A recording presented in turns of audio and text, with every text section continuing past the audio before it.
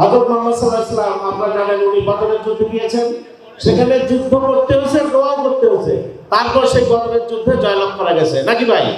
আসসালামু আলাইকুম ওয়া রাহমাতুল্লাহ। নাহমাদুহু ওয়া নুসাল্লি আলা রাসূলিল কারীম, আম্মা বা'দ। আউযু বিল্লাহি মিনাশ শাইতানির রাজীম। বিসমিল্লাহির রাহমানির রাহিম। ইyyaka na'budu ওয়া ইyyaka নাস্তাঈন। সূরা ফাতিহার একটা আয়াত। ইyyaka na'budu, আমরা আল্লাহর ইবাদত করি। ইবাদত মানে কি? ইবাদতের দুটো অংশ। একটা হলো প্রার্থনা করা, নামাজ পড়ি, আমরা রোজা রাখতেছি, হজ করতেছি, এটা একটা অংশ। আরেকটা অংশ হলো আল্লাহ দাসত্ব করা, ইবাদত করা। এই আনুগত্য, পাঁচ ওয়াক্ত নামাজ পড়ে, অফিসে আবার ঘুষও খায়। পাঁচ ওয়াক্ত নামাজ পড়ে, আবার মদত দোকান করে। হবে ভাই?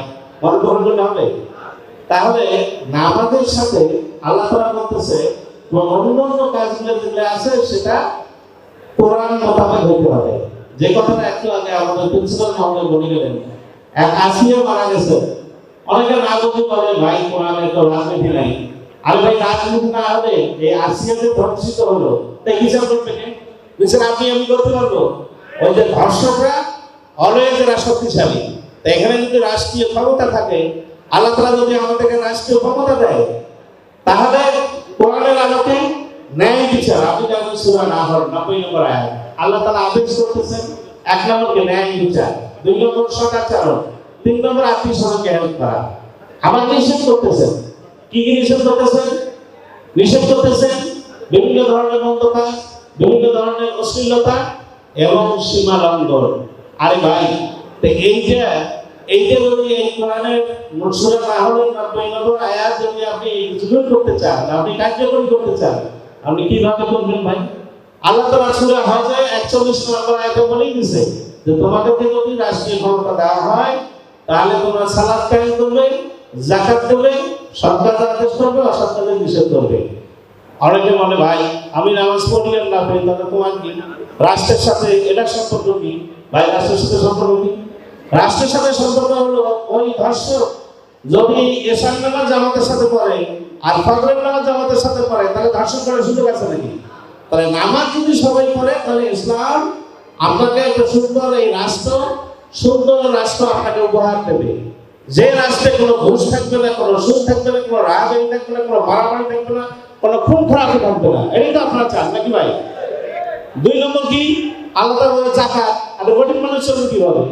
আর যদি জাকাত আদায় না হয়, গভর্নমেন্টের ট্যাক্স যদি না আসে, আজকে যারা না খায় আছে, চিকিৎসা করতে পারতেছে না, বাড়ি নাই, ঘর নাই, ফকির আছে, ভিক্ষা করতেছে এই রমজান মাসে, ভাই এটা চলবে কি হবে? তাহলে জাকাত এনশিওর করতে হবে, করতে হবে না?